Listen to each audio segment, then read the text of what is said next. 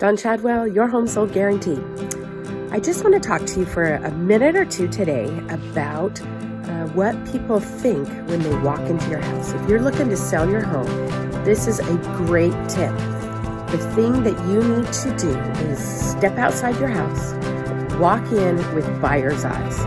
When they walk in, do they see, ooh, I can put my stuff here? Or do they see, ooh, I need to paint this, I need new carpet, ooh, this smells like cat pee or something. I know, there's all sorts of weird smells. But anyway, so I call it the Cha Ching Factor. So what I want you to do is look around your house and say, is the buyer saying, cha-ching, I'm going to have to put $5,000 in painting, or cha-ching, all these baseboards are dented and scratched and peeling and look awful.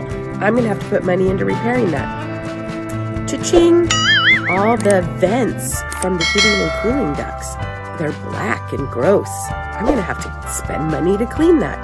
Cha-ching. I call it the Cha-Ching Factor. So I want you to look around your house, do all those little fixes that make it so that your house sells for more.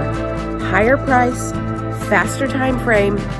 Make sure that you eliminate the buyer's Cha-Ching Factor. Thanks, bye.